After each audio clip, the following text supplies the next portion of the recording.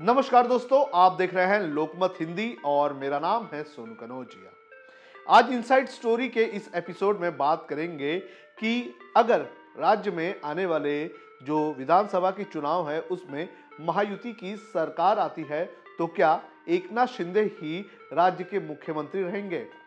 और साथ ही हम बात करेंगे कि एकनाथ शिंदे का इस चुनाव के बाद क्या भविष्य रहेगा।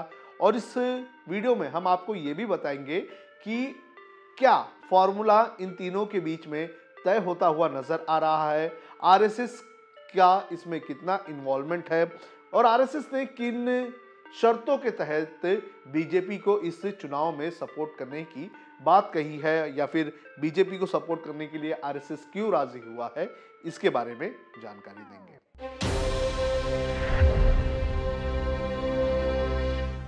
सबसे पहले हम समझ लेते हैं कि महाराष्ट्र में जो सत्ताधारी महायुति है उसमें क्या स्थिति बनती हुई नजर आ रही है। महायुति में तीन पार्टियां हैं, एकनाथ शिंदे की शिवसेना और बीजेपी और अजित पवार की एनसीपी। अब यहां पर सबसे बड़ी पार्टी भारतीय जनता पार्टी है, लेकिन उसके पास मुख्यमंत्री का पद नहीं है। देवेंद्र फडणवीस उप मुख्यमंत्री है।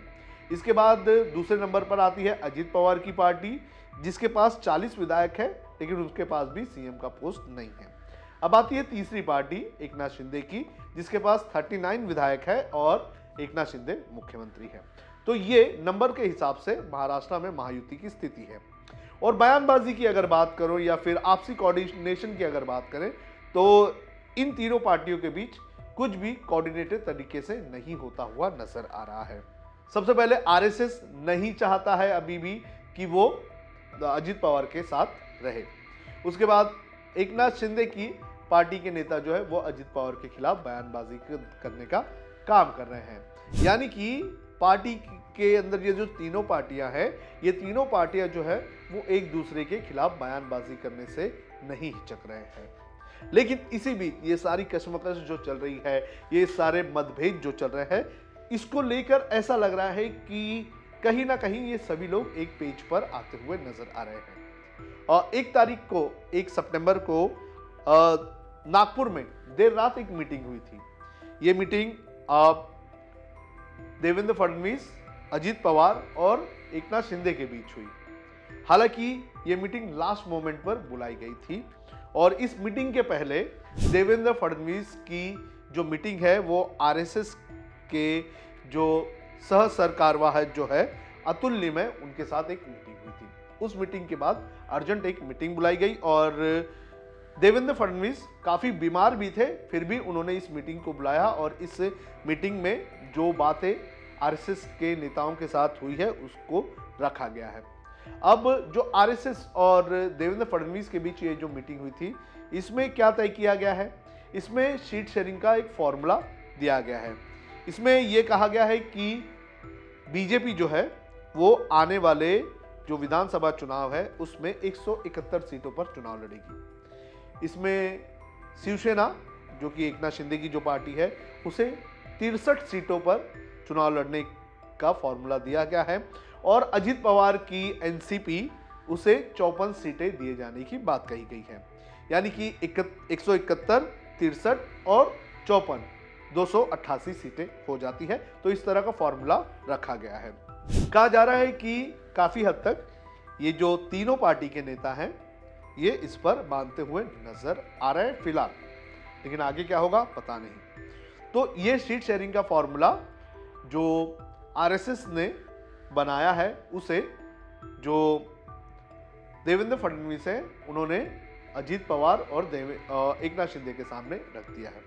यानी कि चुनाव में सबसे बड़ी पार्टी के तौर पर चुनाव लड़ने का काम बीजेपी महायुति की तरफ से करेगी, जिसका सीएम है उसे 63 सीटें और जो उप मुख्यमंत्री है अजित पवार उन्हें 54 सीटें मिलेगी। तो ये फॉर्मूला तय किया गया है। अब इस फॉर्मूले को लेकर जो एकनाथ शिंदे की पार्टी के जो नेता हैं वो काफी खुश नजर नहीं आ रहे हैं, ऐसी खबरें भी आ रही है। और इस फॉर्मूले के तहत जो ये भी कहा जा रहा है कि कई और जो पार्टियां हैं, जो छोटी छोटी पार्टियां हैं महायुति के साथ, उन्हें भी एकोमोडेट किया जाएगा। ये जो 171 सीट्स जो बीजेपी को मिल रही है, तो इसमें बीजेपी और भी कई पार्टीज को अपने सिंबल पर चुनाव लड़ने के लिए मैदान में उतार सकती है। जैसे बीजेपी जो है वो विनय कोरे की जन स्वराज्य पार्टी जो है उसे एकोमोडेट करेगी। इसके अलावा रामदास आठवले की जो रिपब्लिकन पार्टी ऑफ इंडिया है उसे एकोमोडेट करेगी। रयात क्रांति संगठन जो कि सदाभाऊ खोत की पार्टी है उसे जो है एकोमोडेट करने का काम किया जाएगा। इसके बाद बहुजन विकास आघाड़ी जो कि हितेंद्र ठाकुर की जो पार्टी है उसे बीजेपी अपनी तरफ से एकोमोडेट करेगी। महादेव जानकर की जो पार्टी है राष्ट्रीय समाज पार्टी उसे भी एकोमोडेट करने का काम बीजेपी करेगी। इसके अलावा शिवसेना जो है वो बच्चू कडू की प्रहार जो पार्टी है उसे एकोमोडेट करने का काम करेगी, यानी कि जिसके पास ज्यादा सीट वो बाकी लोगों को भी एकोमोडेट करने का काम करेगा।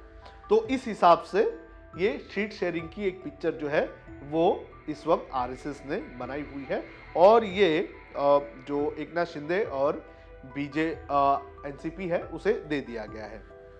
अब आरएसएस, ये हम सभी को पता है कि आरएसएस जो है वो बीजेपी से नाराज थी, लेकिन अब उसने सपोर्ट देने का ऐलान किया गया है। क्यों सपोर्ट देना चाहती है? तो उसने कुछ शर्तें रखी है और शर्तों के आधार पर सपोर्ट देने का बात किया है। और इन शर्तों को अगर देख लिया जाए तो इनसे कहीं ना कहीं ये समझता हुआ नजर आ रहा है कि किस तरह से एकनाथ शिंदे की जो कुर्सी है मुख्यमंत्री की वो छीनने का प्लान बनाया गया है। अब इसमें आरएसएस ने यह कहा कि मैक्सिमम नए कैंडिडेट्स को बीजेपी मैदान में उतारेगी। आरएसएस ने सबसे पहली शर्त यह रखी है कि सबसे ज्यादा मैक्सिमम सीटें जो है वो नए कैंडिडेट्स के तौर पर उतारे जाएंगे। इसके बाद हर फैसले में बीजेपी को आरएसएस को लूप में रखना होगा, यह कहा गया है। और मैक्सिमम कैंडिडेट जो है वो मैदान में उतरने चाहिए, यानी कि अगर सीट शेयरिंग को लेकर थोड़ी बातें इधर उधर होती है तो फिर भी ऐसी स्थिति में बीजेपी रहे कि अजीत पवार और एकनाथ शिंदे से ज्यादा सीटें उनके पास रहे। और सबसे इंपॉर्टेंट जो है वो ये कि चुनाव में जो जीत कर आएगा, जिसके पास सबसे ज्यादा सीटें रहेगी, उसका मुख्यमंत्री बनेगा। अब ये फंडा तो क्लियर है कि जो ज्यादा सीटों पर लड़ेगा वो ज्यादा सीटों पर चुनकर आएगा और इस आंकड़े के हिसाब से मुख्यमंत्री बीजेपी का बनेगा।